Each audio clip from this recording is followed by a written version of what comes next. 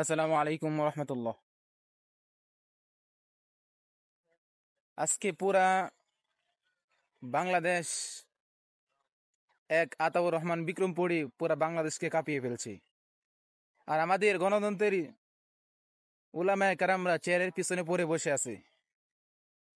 কখন গদি চলে যায় এই ভয়ে কেউ কিছু বলছে না। আমার মুসলিম বোন বাংলাদেশের আনাচে কানাচে মুসলিম বোনেরা দর্শনের শিকার, তাও গণতন্ত্রের আলেমদের মুখ খুলছে না।